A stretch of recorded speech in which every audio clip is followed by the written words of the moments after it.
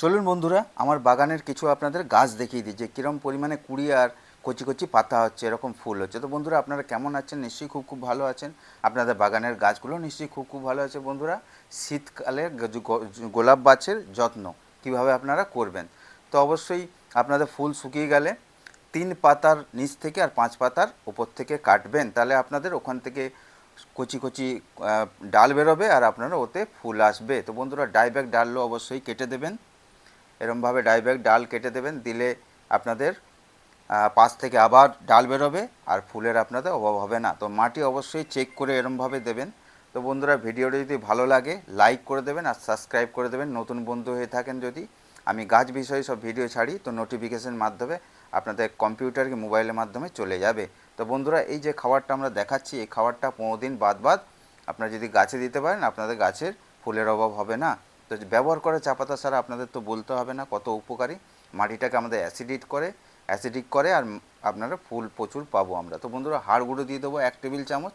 হাড় গুঁড়ো পুরো সারের কাজ করে আর প্রচুর উপকারী। আর নিম খোলটা আমরা দিয়ে দিলাম, যে গাছে পোকামাকড় না হয় গাছের গোড়াতে, আর সারেরও কাজ করে।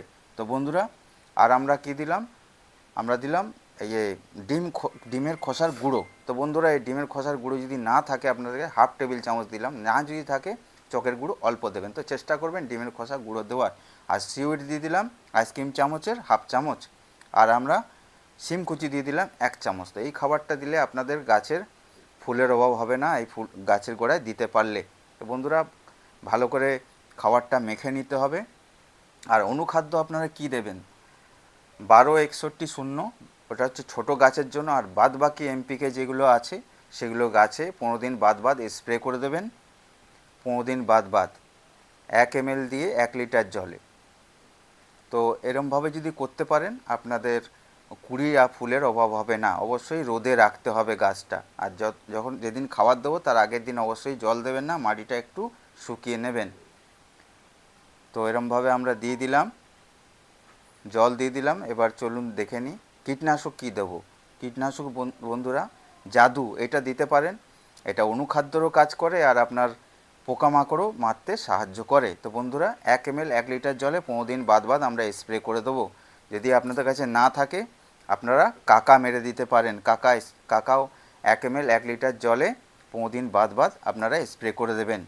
তাহলে আপনার গাছে পোকামাকড় হবে না আর গাছেরও খুব উপকারী কাকা। তো বন্ধুরা, ভিডিওটা কেমন লাগলো অবশ্যই কমেন্ট করে জানাবেন। আর আপনারা ভালো থাকবেন, বেশি করে গাছ লাগান, কংক্রিট ভরা সহজে সবুজে ভরিয়ে তুলুন।